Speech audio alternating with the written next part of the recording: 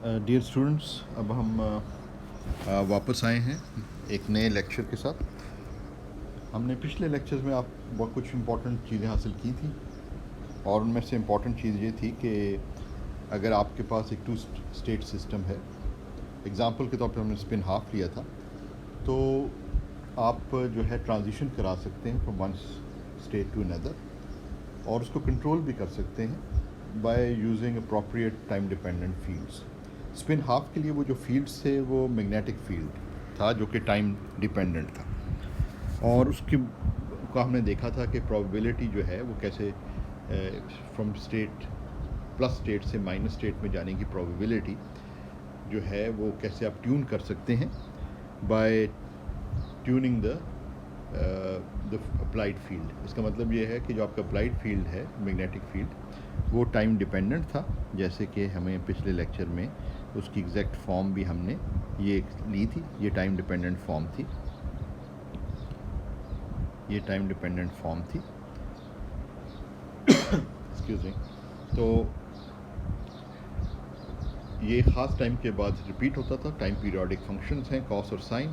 तो अगर आप ख़ास टाइम पर इसको जो है एक पल्स चीज़ की लगाएं, यानी कि इसको ऑन करें और फिर ऑफ़ करें, तो आप ट्रांजिशन करा सकते हैं प्लस से माइनस स्टेट या माइनस से प्लस स्टेट। तो इसका मतलब ये है कि इस किस्म के सिस्टम को आप मैनिपुलेट कर सकते हैं और स्पिन स्टेट उसकी जो है तब्दील कर सकते हैं by using magnetic field in this case when you are dealing with spin magnetic moment. इसी तरह कोई और सिस्टम हो जिसमें जो टू लेवल सिस्टम है, उसको भी आप ट्यून कर सकते हैं, ट्रांजिशंस करा सकते हैं from one level to another level by using appropriate fields. और उसकी एक और जो एग्ज़ाम्पल है वो ये है कि अगर एटम इलेक्ट्रोमैग्नेटिक रेडिएशन, या जिसको हम लाइट भी कह सकते हैं, उसके साथ इंटरेक्ट करें तो काफ़ी हद तक ये सिमिलर प्रॉब्लम बन जाती है। तो लाइट मैटर इंटरेक्शन जो है वो भी एक इंटरेस्टिंग एप्लीकेशन है। जो कुछ हमने सीखा है उसकी इंटरेस्टिंग एप्लीकेशन है। तो ये लाइट मैटर इंटरेक्शन की अभी बात होने लगी है।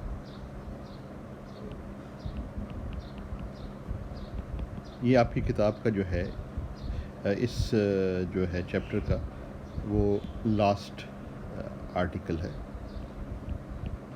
या लास्ट सेक्शन। अब आपको पता है कि एटम्स जो हैं उनकी डिफरेंट लेवल्स होती हैं। इनको हम मज़ीद आगे अगले चैप्टर में, जब हम चैप्टर 5 में हम मज़ीद डिस्कस करेंगे। मगर बुनियादी चीज़ ये है कि एटम जो है एक बाउंड सिस्टम होता है, जिसमें अगर सिंपलेस्ट केस आप लें हाइड्रोजन एटम का, तो एक इलेक्ट्रॉन बाउंड है by the potential of the proton. तो ये एक इलेक्ट्रॉन और प्रोटॉन का एक बाउंड सिस्टम जो है हाइड्रोजन एटम है। इसमें जिस तरह एक दफ़ा हमारी डिस्कशन भी हो रही थी, डिस्कशन सेशन में, क्वेश्चन और आंसर सेशन में, स्टूडेंट ने पूछा था कि ये कंटिन्यूस एनर्जी लेवल या डिस्क्रीट एनर्जी लेवल्स के हवाले से, तो मैंने उसमें ये जिक्र किया था कि जो बाउंड सिस्टम्स हैं उनमें ये डिस्क्रीट एनर्जी लेवल्स होती हैं। और उसकी एक बहुत ही बड़ी एग्जांपल जो है वो एटम्स हैं, जो कि बाउंड हैं सिस्टम्स हैं। जब तक वो आयनाइज नहीं होते तो इलेक्ट्रॉन जो है is bound in the potential of the nucleus. Simplest case hydrogen atom है, जिसमें एक प्रोटॉन है और एक इलेक्ट्रॉन है। तो electron is bound in the potential of the proton. तो इनके दरमियान जो है कूलॉम इंटरेक्शन है और वो बाउंड कर देती है इलेक्ट्रॉन। अच्छा, अब इस सिस्टम के अंदर जो है ना वो डिस्क्रीट एनर्जी लेवल्स होती हैं। अब हम जब किसी एटम के ऊपर ये हमारा फॉर्मलिज़म जो टू लेवल सिस्टम का फॉर्मलिज़म है, इसको अप्लाई करना चाहते हैं, तो हमें ज़रूरत ये होगी कि कोई दो लेवल्स की हम बात करें। अब दो लेवल्स तो नहीं हैं, काफ़ी सारी लेवल्स हैं। तो दो लेवल्स रेलेवेंट कब होंगी? दो लेवल्स उस सूरत में रेलेवेंट हो सकती हैं कि अगर आपके पास जो अप्लाइड फील्ड है, इलेक्ट्रोमैग्नेटिक फील्ड, वो ऑन रेजोनेंस हो या उसकी फ्रीक्वेंसी करीब हो energy difference of the two levels की।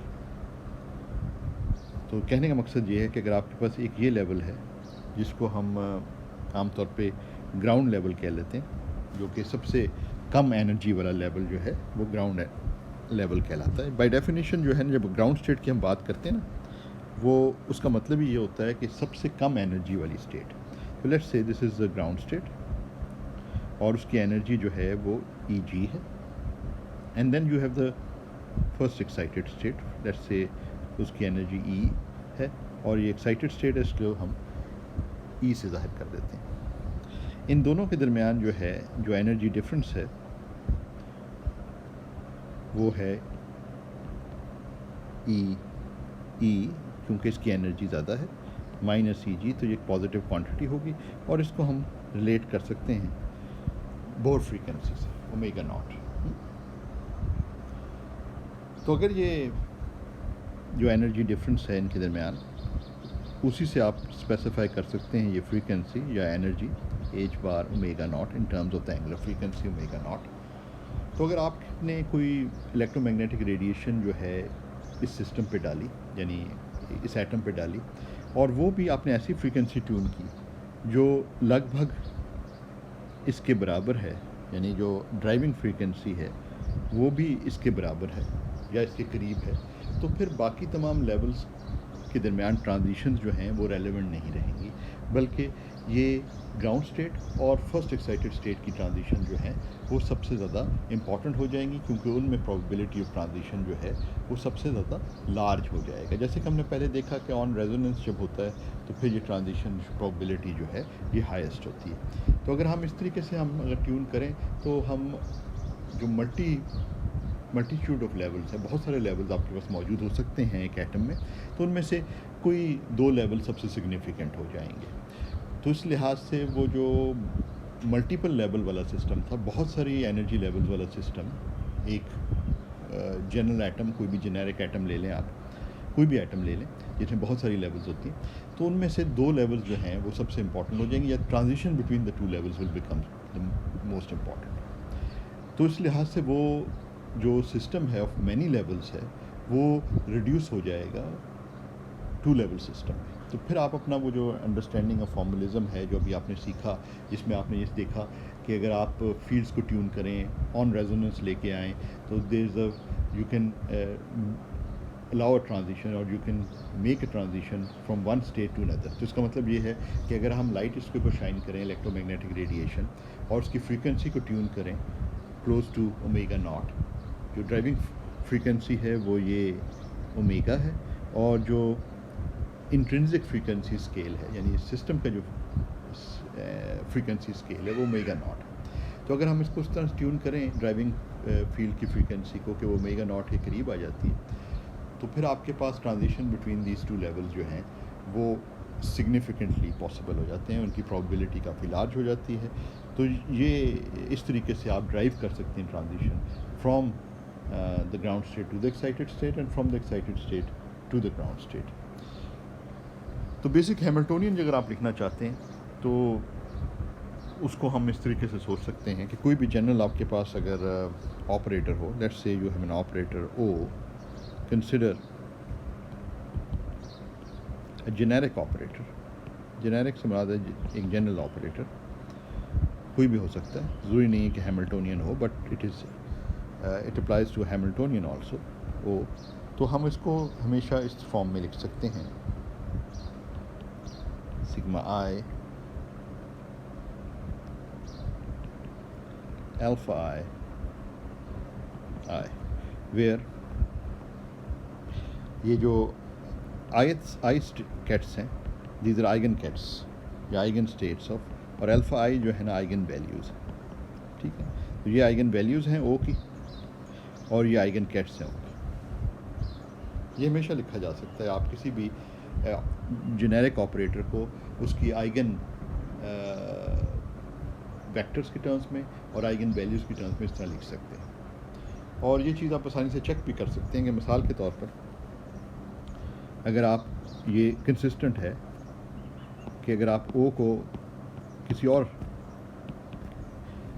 ये जो आइज़ हैं, आइज़ में से एक आप कोई चूज़ कर लेते हैं jth वन, उसके ऊपर ऑपरेट करें, तो what you would expect is कि आपको आइगन वैल्यू इक्वेशन मिलेगी, क्योंकि जे भी आइगन वेक्टर है, it's one of the eyes, ठीक है। तो अगर आप ये करते हैं तो, और ये बेसिक डेफिनेशन इस्तेमाल करें ऊपर वाली, यानी इससे आपने ये लिख ओ ऑपरेटर को एक्ट करा रहे हैं jth आइगन वेक्टर पे, तो इसको आप इस फॉर्म में लिख सकते हैं, ठीक है। अब ये जो है ना आपको ये डेल्टा आई जे देगा, तो आपके पास ये सिग्मा आई आ गया।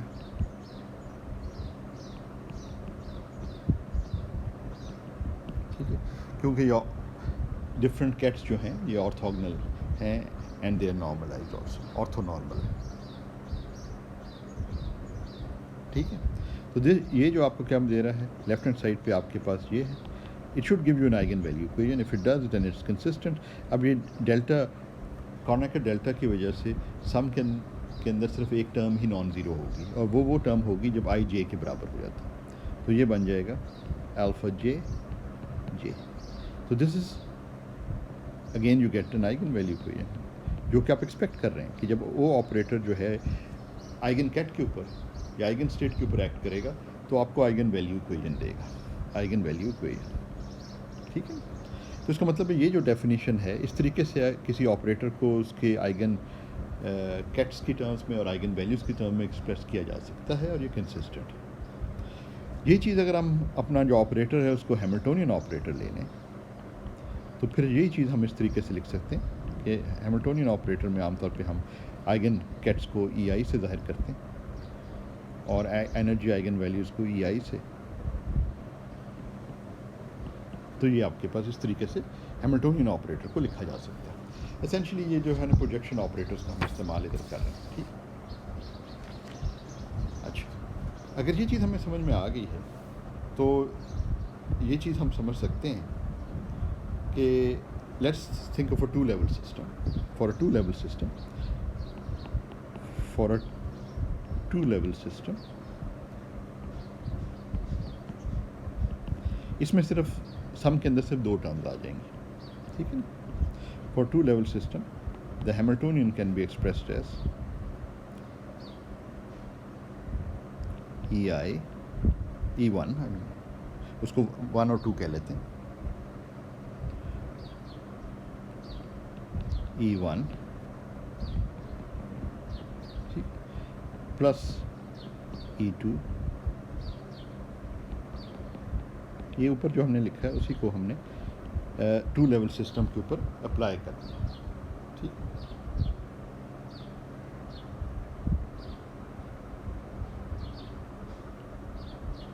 इस प्रॉब्लम के अंदर जिसमें हमारे पास ये अभी हम कंसिडर कर रहे थे ग्राउंड स्टेट और एक्साइटेड स्टेट यहाँ पे, तो आप इसको चाहें तो ये ग्राउंड स्टेट और एक्साइटेड स्टेट की टर्म्स में भी लिख सकते हैं। E1 को आप EG कह सकते हैं और E2 को आप EE कह सकते हैं, यानी कि E1 को आप जहाँ पे भी वो आ रहा है उसको EG कह लें और E2 को आप चाहें तो EE कह सकते हैं। तो ये टू लेवल सिस्टम के लिए ये इस तरीके से लिखा जा सकता है। तो इसका मतलब है अगर हमारे पास कोई टू लेवल सिस्टम है तो उसके लिए हम इस तरह लिख सकते हैं। हमारी प्रॉब्लम जो इस वक्त एटम वाली प्रॉब्लम थी, for an atom with two energy levels that are relevant,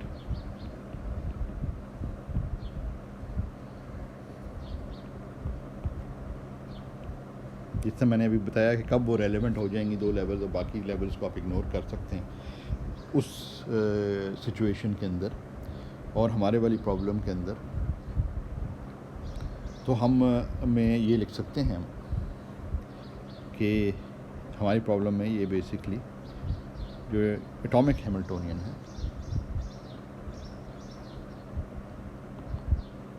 atom वाला जो हैमिल्टोनियन है, उसमें आपके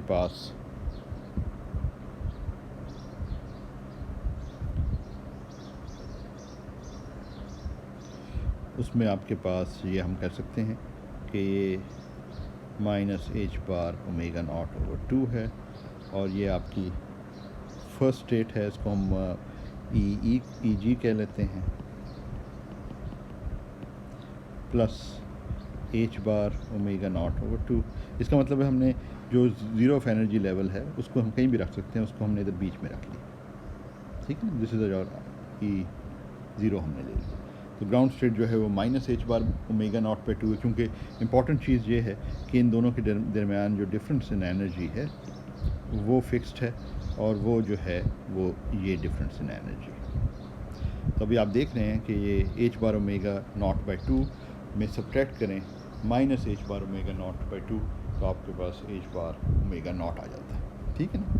तो ये एटॉमिक हैमिल्टोनियन हमारा बन गया। इसको कई दफ़ा इस तरीके से भी लिख लिया जाता है आसानी के लिए, हर दफ़ा वो ना लिखना पड़े। जब टू लेवल सिस्टम्स हों तो लेवल वन को हम इस तरह लिख लेते हैं और लेवल टू को अंडरस्टूड है कि ये वो टू एक्साइटेड स्टेट को ज़ाहिर कर रहे हैं, सो ठीक है ना। तो इस तरीके से भी इसको लिख लिया जाता है। तो ये हमारा जो एटम है ना उसका तो आ गया कि ये एनर्जीज़ हैं, ये दो एनर्जी लेवल्स हैं, उनकी एनर्जी ये है, और इस फॉर्म में हम हैमिल्टोनियन को लिख सकते हैं क्योंकि ये भी प्रोजेक्शन ऑपरेटर्स हैं। लेफ्ट हैंड साइड पे भी आपके पास ऑपरेटर है और ये एनर्जीज़ को रिप्रेजेंट कर रहा है स्टेट वन और स्टेट टू की। अच्छा, अब हमारे पास अगर हम जब लाइट को शाइन करते हैं और तो हमारे पास अब जो है ट्रांजिशंस पॉसिबल हैं 1 to 2 लेवल्स में। तो 1 से 2 लेवल पे ट्रांजिशन पॉसिबल होने का मतलब ये है कि जो हमारे पास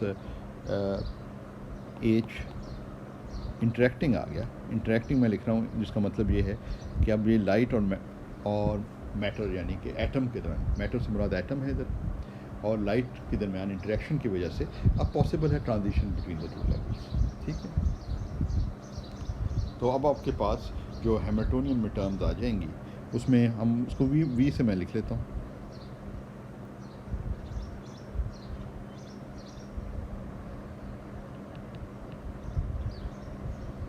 तो अब आपके पास ये ट्रांजिशन वाली टर्म्स आ जाएंगी 1 to 2, और अगर हमने इसको हर्मिशियन रखना है तो ये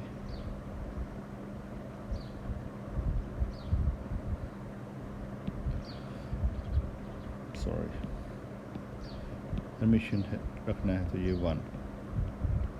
तो पहली टर्म जो है वो जाहिर कर रही है कि स्टेट 1 से 2 की ट्रांजिशन, और दूसरी टर्म जाहिर कर रही है 2 से 1 की। दोनों पॉसिबल हैं ट्रांजिशन फ्रॉम, बिल्कुल उसी तरह जिस तरह स्पिन वाली प्रॉब्लम के अंदर प्लस से माइनस स्टेट और माइनस से प्लस स्टेट की प्रॉबिलिटीज़ मौजूद थी जब आपने एक टाइम डिपेंडेंट मैग्नेटिक फील्ड लगाया था जो टाइम के साथ ऑसिलेट कर रहा था। इधर जो है टाइम डिपेंडेंट मैग्नेटिक फील्ड की बजाय आपने इलेक्ट्रोमैग्नेटिक फील्ड लगाया जिसमें टाइम डिपेंडेंस इलेक्ट्रिक फील्ड की भी है और मैग्नेटिक फील्ड की भी है, मगर मैग्नेटिक फील्ड इतना इंपॉर्टेंट नहीं होता, उसकी स्ट्रेंथ काफ़ी कम है इलेक्ट्रिक फील्ड की। तो एसेंशली ये इलेक्ट्रिक डाइपोल कपलिंग होती है कि आप एटम को जो है डाइपोल के तौर पे कंसिडर कर सकते हैं, और जो इलेक्ट्रिक फील्ड है वो उससे उसी तरह एक्ट करता है, और जैसे कि एक इलेक्ट्रिक डाइपोल जो है वो इलेक्ट्रिक फील्ड के साथ एक्ट करता है, जिस तरीके से हमने पहले वाली प्रॉब्लम में हमने ये लिखा था ना, जो हमारी इंटरेक्शन वाली टर्म थी वो बेसिकली जो हमारा हैमिल्टोनियन था वो माइनस,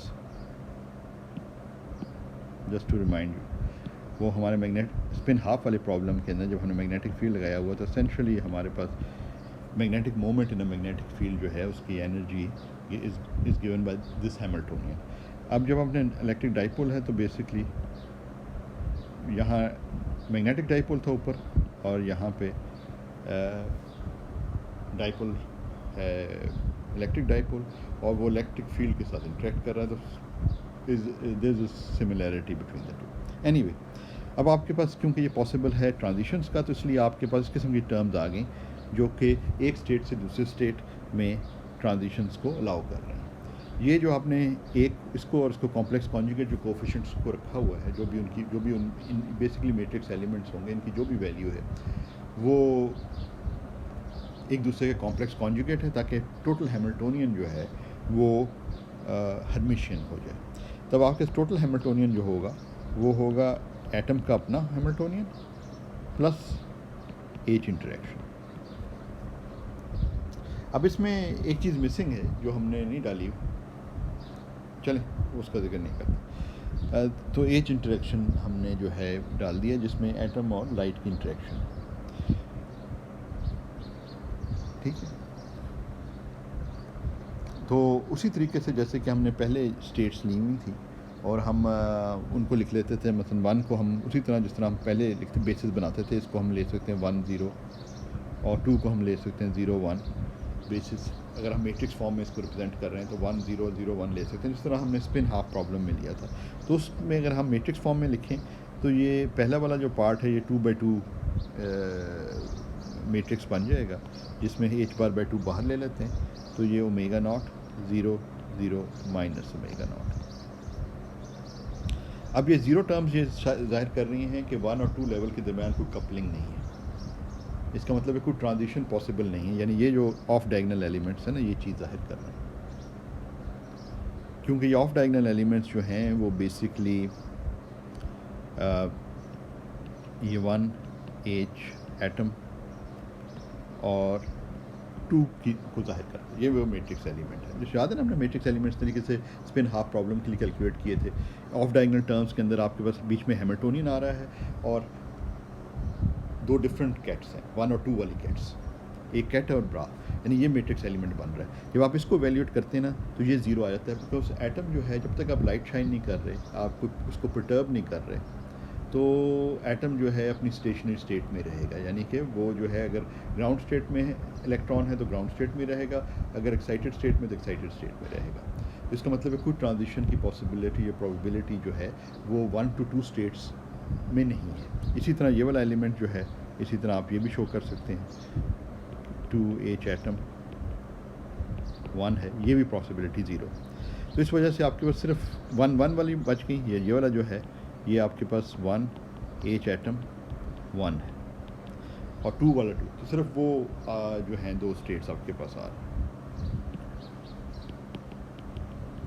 तो इसका मतलब ये हुआ कि there is no probability of transitions between the 2 levels, या दूसरे लफ्ज़ों में there is no coupling between the 2 levels as long as you do not perturb the atom.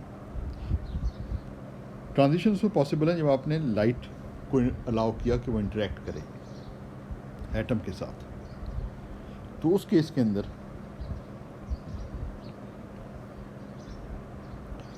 अंदर आपको आप इसकी फॉर्म ले सकते हैं, यानी अगर आप इसकी फॉर्म ये ले सकते हैं कि let's say that the driving frequency is, इसको हम ले सकते हैं h/2 ओमेगा 1 एक्सपोनेंशियल i या okay minus i omega t। ठीक है, ये हम बिल्कुल उसी तरह से लिख रहे हैं जैसे कि हमने स्पिन हाफ प्रॉब्लम के साथ इसको रिलेट कर रहे हैं। ओमेगा 1 क्या है? ओमेगा 1 जो है वो मैट्रिक्स एलिमेंट है जो रिलेट करता है इसको। ये 2/h बार का फैक्टर सिर्फ इस पर से लगाए हुए हैं h/2 तक, बिल्कुल उसी की तरह की चीज़ बन जाए। तो ये मैट्रिक्स एलिमेंट जो है ये वो है जो आपको 2 से 1 की कपलिंग देता है।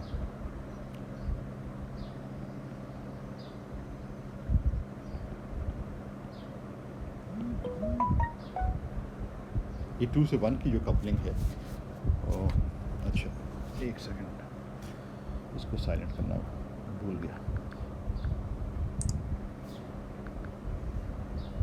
तो ये जो है आपको कपलिंग देता है बिटवीन द 2 लेवल्स। ठीक है, तो इसको भी बिल्कुल उसी तरह हम एक्सप्रेस करें तो ये आपका जो बेसिक हैमिल्टोनियन है उसको बिल्कुल वही फॉर्म बन जाएगी स्पिन हाफ वाली, और जो आपने उधर सीखा है वो आप इधर भी अप्लाई कर सकते हैं। ओमेगा जो है वो ड्राइविंग फ्रीक्वेंसी है, ओमेगा 1 हमने इधर डिफ़ाइन कर दिया, वहाँ पे जो है वो लार्मर फ्रीक्वेंसी थी मैग्नेटिक फील्ड के मैग्नीट्यूड से। यहाँ जो है वो in terms of this interaction potential जो है जो कपल कर रहा है वो हमने ऊपर डिफ़ाइन इंटरेक्शन पोटेंशियल कर ही दिया। दूसरे वाली जो टर्म है वो इसकी कॉम्प्लेक्स कॉन्जुगेट होगी, इसकी माइनस साइन के बजाय इधर प्लस साइन आ जाएगा और ये जो है ये ज़ीरो आ गया। तो ये बेसिकली इसके अंदर जो है ना 1 वाली कोई टर्म नहीं है। अब देखें ना एच इंटरेक्शन के अंदर 1 वाली या 2 वाली टर्म नहीं है, इसमें सिर्फ कपलिंग टर्म्स हैं। 1 to 2 को 2 to 1 को कपल करती हैं, तो इसलिए आपके पास सिर्फ ऑफ डायगोनल एलिमेंट्स यहाँ पे आ रहे हैं। और इन दोनों को अगर मिलाया जाए तो फिर आपके पास टोटल हैमिल्टोनियन की ये फॉर्म बन जाती है जो हमारे पास पहले स्पिन हाफ प्रॉब्लम के लिए भी थी। और इस सारा एक्सरसाइज का मकसद ये है कि उस प्रॉब्लम के ऊपर इसको मैप कर लिया जाए, यानी कि उस प्रॉब्लम के साथ इसको रिलेट कर दिया जाए और जो कुछ हमने वहाँ पे सीखा है उसको हम फ़ौरन ही अप्लाई कर सकें बग़ैर किसी तकलीफ़ के।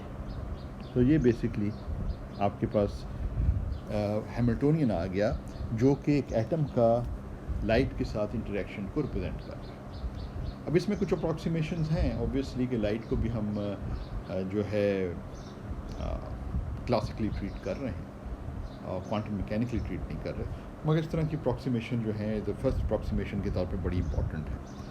अब कई चीज़ें इसमें सामने आती हैं, वो ये है कि अब ये ट्रांजिशंस को रिप्रेजेंट हो रही हैं इसमें, जिसमें ग्राउंड स्टेट से एक्साइटेड स्टेट से ग्राउंड स्टेट की ट्रांजिशन है। उसके अलावा जो बेसिकली जो तमाम फील्ड ऑफ स्पेक्ट्रोस्कोपी है ना, वो यानी स्पेक्ट्रोस्कोपी का फील्ड वो बेसिकली इन्हीं ट्रांजिशंस को स्टडी करता है, और उसकी बुनियाद के ऊपर हम ये जानते हैं कि एक एटम के कौन कौन से एनर्जी लेवल्स हैं, यानी कि उनकी जो एनर्जी स्टेट्स हैं उनकी क्या एनर्जीज़ हैं। तो ये इसी तरह लाइट शाइन करके और ट्रांजिशंस को स्टडी करके आपको जो रिज़ल्ट्स मिलते हैं उससे आप ये चीज़ अखज़ करते हैं, उस चीज़ से ये चीज़ आप हासिल करते हैं। कुछ ऐसी ट्रांजिशंस हैं दो लेवल्स के दरमियान जो कि अलाउड नहीं होती, जिनको हम फॉरबिडन ट्रांजिशंस कहते हैं। फॉरबिडन ट्रांजिशंस वो ट्रांजिशंस होती हैं जो दो लेवल्स के दरमियान अलाउड नहीं है। वो सूरत में हो जाती हैं कि अगर आपके पास ये जो मैट्रिक्स एलिमेंट आ रहा है, क्योंकि आप देख रहे हैं कि जो बेसिकली ऑफ डायगोनल टर्म्स हैं उसमें अगर ये ओमेगा 1 ज़ीरो हो जाए तो ये ऑफ डायगोनल टर्म्स जो हैं ज़ीरो हो जाएंगे। इसका मतलब है अगर ओमेगा 1 ज़ीरो हो गया तो देयर इज़ नो कपलिंग और no transitions between the two states. तो ये जो है अगर ये मैट्रिक्स एलिमेंट ज़ीरो हो जाता है ना कुछ केसेस के अंदर, तो फिर हम जो है कहते हैं कि ये फॉरबिडन ट्रांजिशन, यानी कि इन दो लेवल्स के दरमियान ये ट्रांजिशन अलाउड नहीं है। और उससे फिर हमें जो है ना कुछ रूल्स मिलते हैं, सिलेक्शन रूल्स। तो हमें पता चलता है कि कौन कौन से जो हैं अलाउड ट्रांजिशंस हैं और उनमें कौन से रूल्स फॉलो होते हैं। अब हर स्टेट के ना अपने क्वांटम नंबर्स हैं, वो हम आगे चल के देखेंगे। तो कुछ हम देखते हैं कि ये कुछ ट्रांजिशंस अलाउड हैं, इसका मतलब है कि क्वांटम नंबर्स इस तरीके से दो स्टेट्स के दरमियान चेंज हो सकते हैं, और कुछ अलाउड नहीं है। तो उससे ज़ाहिर होगा कि ये जो है ना लॉ वायलेट नहीं हो सकता जो चेंज इन क्वांटम नंबर्स के हवाले से। तो वो सारा कुछ जो है ना वो इस टू लेवल सिस्टम के एनालिसिस के अंदर मौजूद है। तो इस लिहाज से ये टू लेवल सिस्टम का analysis is a very powerful analysis, और जो कुछ हमने सीखा है ट्रांजिशंस के हवाले से वो हमें काफ़ी दूर तक लेके जाता है। अब देखिए ना, हमने ये सीखा है कि स्पिन हाफ सिस्टम है तो उसमें मैग्नेटिक फील्ड अगर टाइम डिपेंडेंट आप लगाते हैं, टाइम पीरियोडिक मैग्नेटिक फील्ड्स, तो आप ट्रांजिशंस अलाउ कर सकते हैं। उसी टू लेवल सिस्टम के हवाले से हमने एक और एग्जांपल देखी कि अगर आपके पास two levels of an atom are relevant, तो आप लाइट शाइन करते हैं और ट्यून करते हैं फ्रीक्वेंसी को related to the frequency related to the energy difference between the two levels, तो फिर आप जो है ये कर सकते हैं, ये अलाउ कर सकते हैं सिस्टम को, और ये कि वो ट्रांजिशन करे from one state to another. तो ये सब चीज़ें जो है ना बड़ी इंपॉर्टेंट है, स्पिन की manipulation, transition between the atoms, और उससे फिर हम साथ साथ ये भी सीखते हैं कि मुख्तलिफ जो एटम्स हैं उनके एनर्जी लेवल्स क्या हैं, और इनको आमतौर पे हम कहते हैं एनर्जी स्पेक्ट्रम।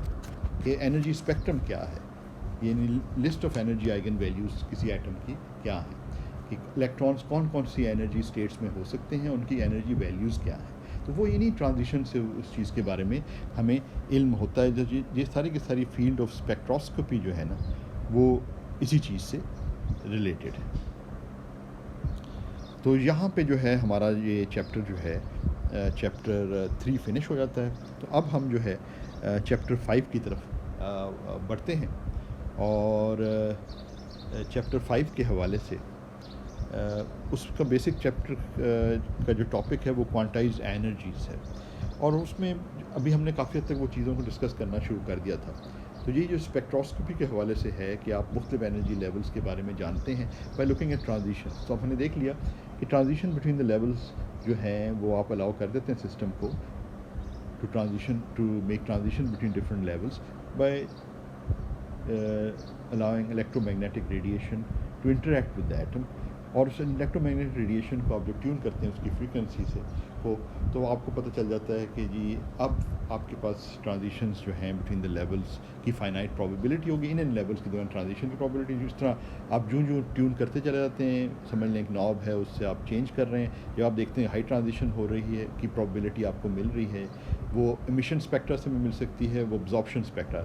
अगर इलेक्ट्रॉन ट्रांजिशन करता है from a low energy state to higher energy state, तो वो इलेक्ट्रोमैग्नेटिक रेडिएशन अब्जॉर्ब करेगा। अगर हायर एनर्जी स्टेट से लोअर एनर्जी स्टेट में आता है तो इलेक्ट्रोमैग्नेटिक रेडिएशन एमिट करेगा। तो आपको एमिशन स्पेक्ट्रम भी मिलता है, एमिशन की इंफॉर्मेशन भी और अब्जॉर्प्शन का स्पेक्ट्रम भी मिलता है। और उससे फिर आप इन एनर्जी डिफरेंसेस की मदद से आप ये हासिल करते हैं कि कौन सी डिफरेंट एनर्जी स्टेट्स हैं जिनमें इलेक्ट्रॉन हो सकता है इन एन एटम। तो वो जो है हर एटम के लिए ख़ास एनर्जी लेवल्स हैं, तो वो एक तरह से एक एटम का फिंगरप्रिंट भी है। तो क्योंकि मैंने पहले बताया कि एटम्स जो हैं वो बाउंड स्टेट्स होती हैं, तो वो ये एग्ज़ाम्पल है बाउंड स्टेट्स की, और इनमें क्वांटाइज एनर्जी लेवल्स होती हैं और उन्हीं की हम अभी बात कर रहे हैं। तो उस सिलसिले में जो है एक जो इम्पॉर्टेंट चीज़ आ जाती है वो ये आ जाती है कि ये जो दो लेवल्स हैं, let's say we are talking about two levels, consider two levels I और J लेवल्स हम कह देते हैं, ये स्टेट्स हैं। कॉरस्पॉन्डिंग एनर्जी जो है EI और EJ है। तो जो इलेक्ट्रोमैग्नेटिक रेडिएशन अब्जॉर्ब होती है, हम ये कह सकते हैं कि फोटोन की एनर्जी जो है वो इन दोनों के डिफरेंस के बराबर होगी। और फ्रीक्वेंसी ऑफ द फोटोन को हम कह सकते हैं कि वो FIJ है, जो कि एंगुलर फ्रीक्वेंसी से इस तरीके से रिलेटेड है। और ये जो है आपके पास EI minus EJ over H, यहाँ H बार है, यहाँ H है, आपको पता है कि 2 पाई का फैक्टर्स से रिलेटेड है। वेवलेंथ की अगर आपने बात की, अगर आप फोटोन वेवलेंथ की बात करें तो इलेक्ट्रोमैग्नेटिक रेडिएशन को आप कंसिडर कर सकते हैं as a collection of photons. तो फोटॉन अब्जॉर्प्शन और एमिशन की बात हो रही है, तो उसकी जो वेवलेंथ है वो भी आप फ्रीक्वेंसी की टर्म्स में लिख सकते हैं। तो ये स्टैंडर्ड रिजल्ट्स हैं जो आपने यकीनन पहले देखे होंगे, तो इसमें कोई ऐसी ख़ास नई चीज़ नहीं है।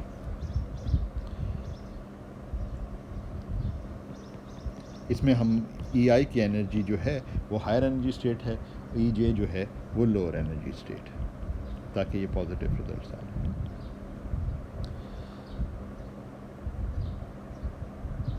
तो आपके पास अब्जॉर्प्शन स्पेक्ट्रम भी आ सकता है, एमिशन स्पेक्ट्रम भी आ सकता है, depending on the transition from the higher energy state to the lower energy state, और whether transition from the lower energy state to the higher energy state. अब प्रोटोटिपिकल जो हमारा एटम है उसको अगर हम देखते हैं, जो कि हाइड्रोजन एटम है, तो हाइड्रोजन एटम का जो है एनर्जी लेवल्स जो हैं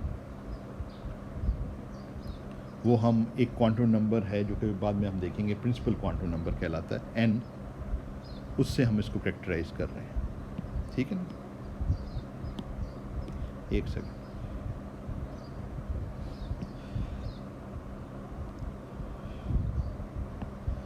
तो इससे हम इसको कैरेक्टराइज कर रहे हैं। और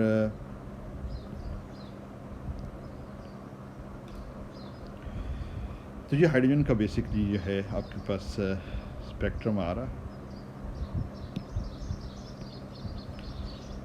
इसमें ये प्रिंसिपल क्वांटम नंबर है, ये क्वांटम नंबर है जो हर स्टेट को जो है वो कैरेक्टराइज लेबल करता है। अब ये वाली लेवल है, अब इसकी एनर्जीज़ जो है ना, आप इधर आपको एनर्जीज़ नज़र आ रही हैं, यहाँ पे एनर्जीज़ नज़र आ रही हैं, यहाँ पे क्वांटम नंबर आ रहा है जो कि आपको बता रहा है इस एक्सिस के लॉन्ग, वर्टिकल एक्सिस दोनों साइड पर। एक साइड पे आपको लेफ़्ट साइड पे आपको एनर्जीज़ आ रही हैं, राइट साइड पे एन से आप मुख्तलिफ एनर्जी लेवल्स को जो है कैरेक्टराइज कर रहे हैं या लेबल कर रहे हैं। लोएस्ट एनर्जी लेवल जो ग्राउंड स्टेट जिसे हम कह सकते हैं वो ये होगी n = 1 लेवल। फिर उसके बाद फर्स्ट एक्साइटेड स्टेट है जो n = 2 जो है वो फर्स्ट है, ये ग्राउंड स्टेट है। ग्राउंड स्टेट जो है ना वो सबसे कम एनर्जी वाली होती है बाय डेफिनेशन। ये फर्स्ट एक्साइटेड स्टेट है। फिर second excited state, first excited state जो है वो ग्राउंड स्टेट के बाद सबसे कम एनर्जी वाली। ठीक है, नेक्स्ट हायर इन एनर्जी। अब शुरू में जब ये स्पेक्ट्रोस्कोपी के हवाले से स्टडीज़ हो रही थी तो जिन लोगों ने साइंटिस्ट ने शुरू में इनको काफ़ी एक्सपेरिमेंटली स्टडी किया था हाइड्रोजन एटम के स्पेक्ट्रम को, ख़ास तौर पे ये उनमें उन गैसेस में से एक थी जिसके ऊपर काफ़ी शुरू वाले दिनों में क्वांटम मैकेनिक्स से काफ़ी काम हुआ था।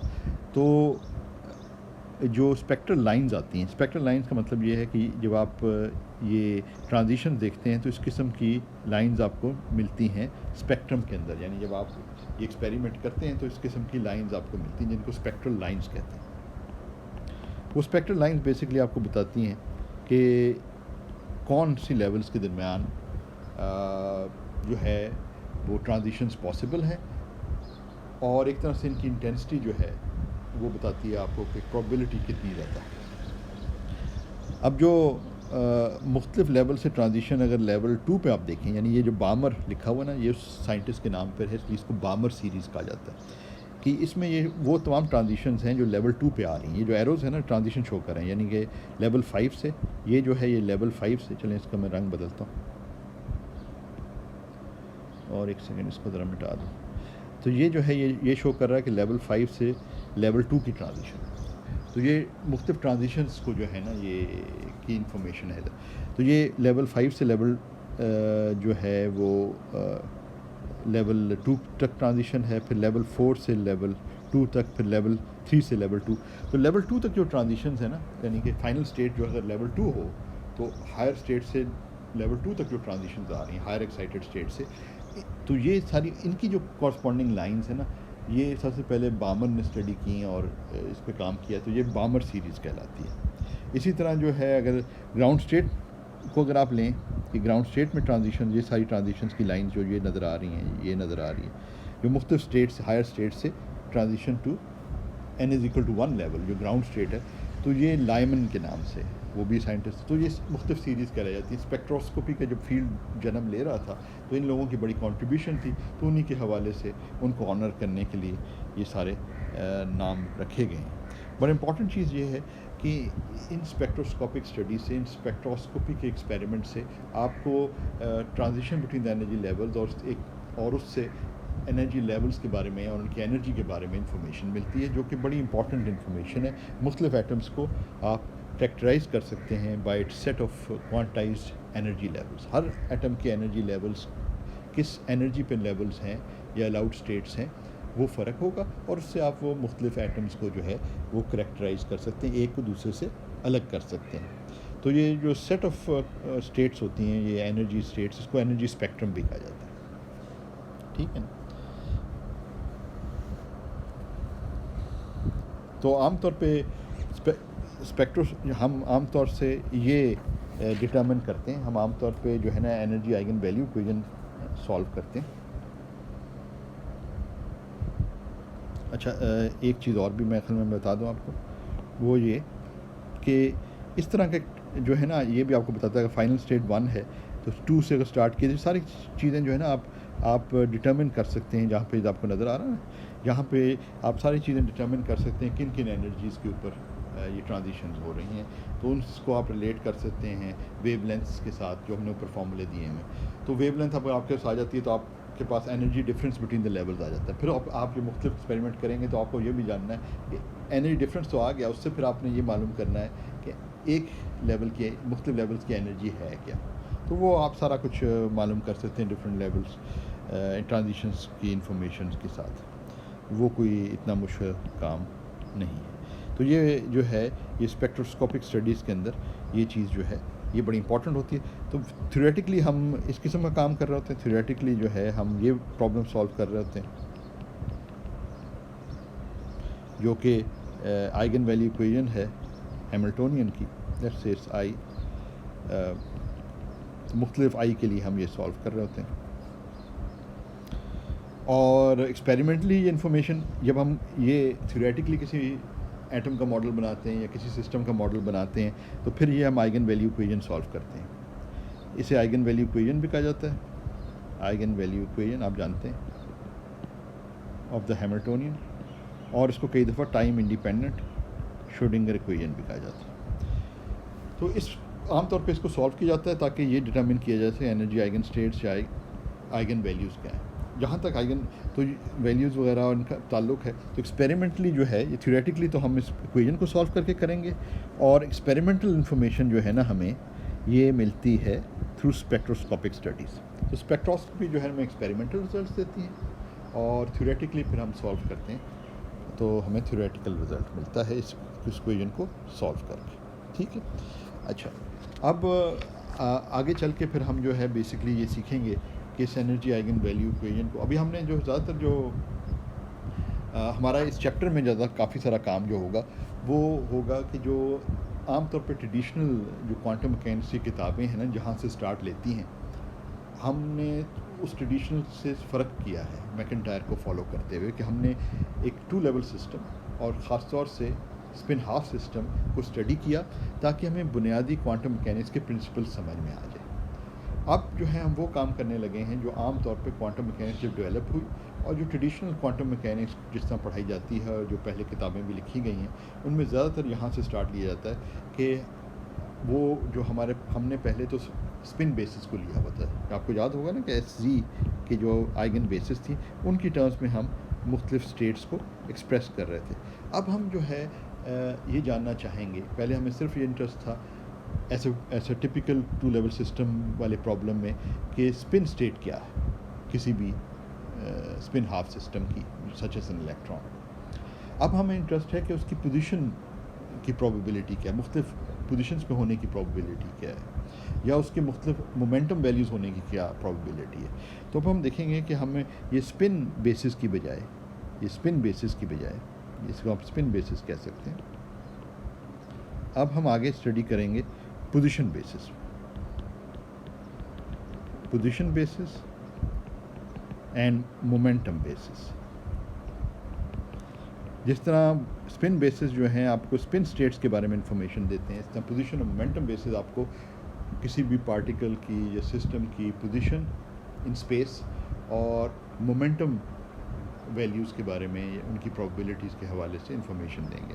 तो अब हम जो है वो ट्रेडिशनल क्वांटम मैकेनिक्स के साथ इसको कनेक्ट करेंगे, क्योंकि हमने 2 लेवल सिस्टम को स्टडी किया हुआ तो बहुत सारी चीज़ें जो है वहाँ से लेके हम आगे चल सकते हैं और कुछ नई चीज़ें हमें करनी पड़ेंगी जो फिर हम नेक्स्ट लेक्चर में करेंगे। तो आज के लिए फिर हम इधर रोकते हैं। खुदा हाफ़िज़ स्टूडेंट।